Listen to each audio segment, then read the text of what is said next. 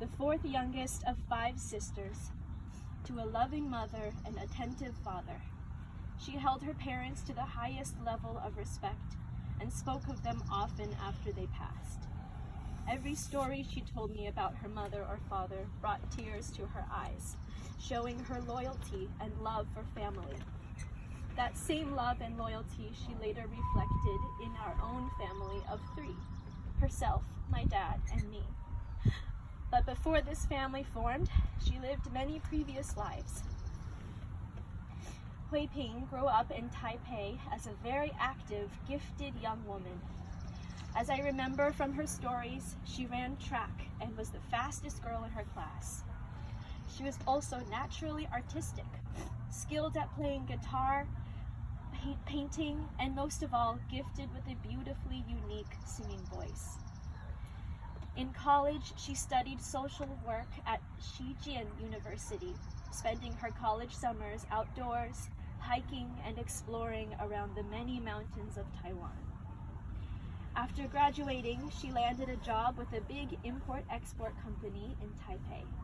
She worked hard there for 10 years, and then decided to immigrate to America on her own to chase bigger dreams. Mama told me that even though she was 30 years old when she came to the US, she felt like a newborn child. She had to learn how to speak a new language, eat strange American food, meet non-Chinese people for the first time, drive a car, and learn an entire new culture. But she was always an excellent student, and she successfully passed each one of these tests and eventually became an American citizen. After only a few years of living in the Bay Area, she started her own computer parts business in Milpitas. She was a bright woman on a mission to make her dreams come true. But she didn't expect one chance meeting that would change her life. One February night in '93, she attended a hot karaoke party where she met a handsome man with a sultry voice, and the two fell in love at first song and sight. For Hui Ping was simply the most beautiful woman in the room. They got married in literally 2 months. That's how much they fell in love. And by the end of the year, I came into the world. Thus began her newest life as both wife and mother. The Joyce I knew was a sharp and classy woman, handling business with grace and humility. Though she was brilliant, she was never one to draw attention to herself. In fact, she dedicated her career to helping others. After I was born, she switched paths and became a social worker for 14 years in the Employment Development Department, where she offered daily support to dozens of people from all walks of life. It was a stressful, draining, and sometimes thankless job with many, many challenges, but she still showed up every day with a warm heart, ready to assist those in need. She persevered year after year until her successful retirement. Outside of work, she was a kind and giving person, even with strangers on the street. She often gave money and food to those who were in a worse place than her, sending them a smile in place of words.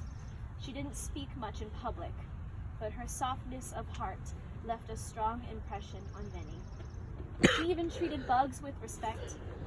Once, at a restaurant, she saw a tiny fly on her plate and blessed it with an Amitofo, the Buddhist blessing of infinite light. It was Chinese New Year, she was being silly, but I was always so amazed at her empathy, and I am proud to have learned from hers. Just like in her professional work, she dedicated every moment in her outside life to the people she loved. Luckily for me and my dad, she loved us more than anything. She was my dad's #1 fan, coming with him to all his karaoke parties and concerts, listening to and applauding every song he performed, and we know how much he sings at parties. So much. She never stopped supporting his music career dreams, traveling with him everywhere, even with a child on her lap. But every once in a while, she got up to sing a song herself.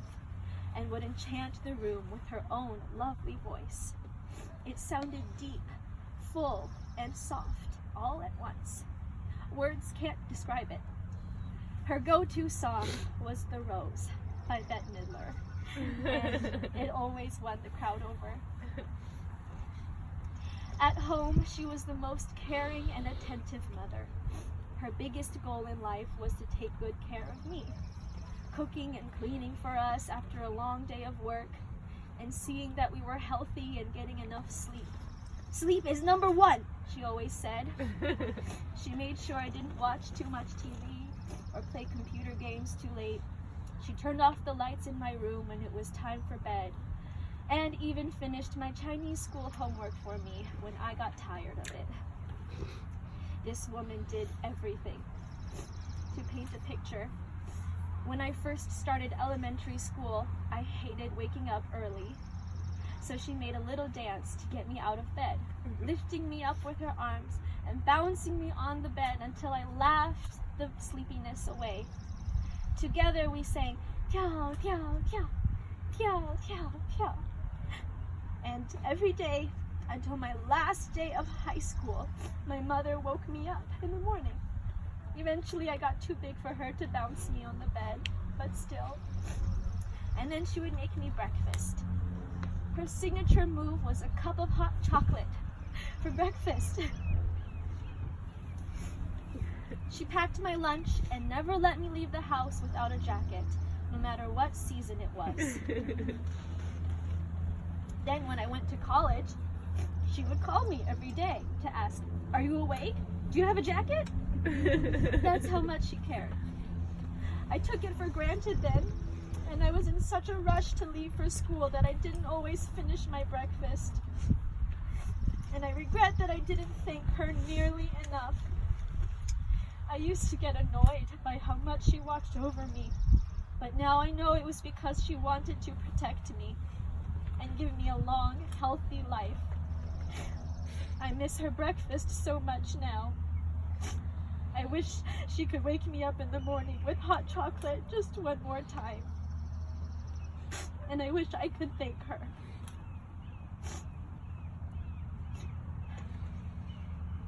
As time passed, she became sick, but her spirit never faded, never faltered. Her light never dimmed. She fought for the path of peace and ease throughout her 10-year battle with illness.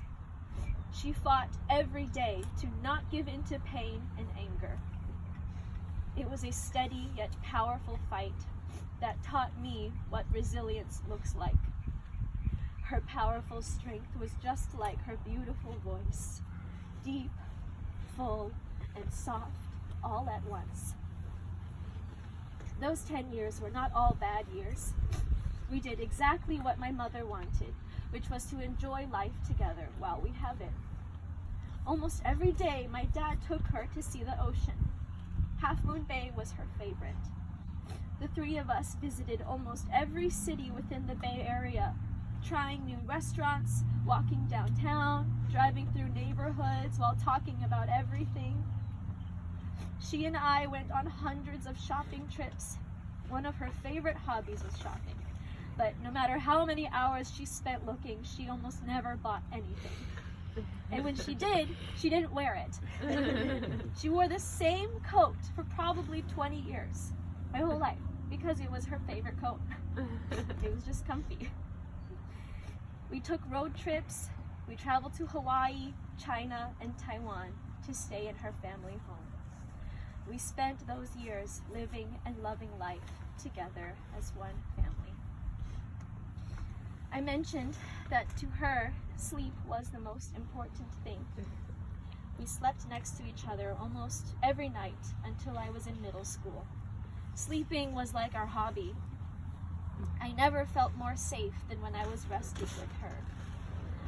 I was lucky enough to sleep next to her again in her final days on Earth. This time, I was helping her out of bed in the mornings, making her breakfast. My dad and I feeding her, dressing her. I'm sad that it happened much too early.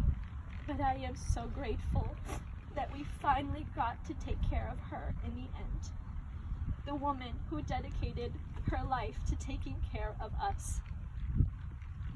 We shared many hugs and kisses when she was really sick, and I remember one night I held her tight, kissed her cheek, and said, "Thank you for being the best mommy in the world." And she smiled and said softly, "All mothers are the best mothers." Even in her last moments, she still remained selfless and humble. Now she is having the deepest, most peaceful rest of all. As her mother's spirit lived through her, and as all our mothers' spirits live through us, mine lives through me. Liu Huiping, Joyce, Mama, I pray that you feel safe and loved forever, the same way you made Daddy, me, and everyone around you feel. Thank you. We love you.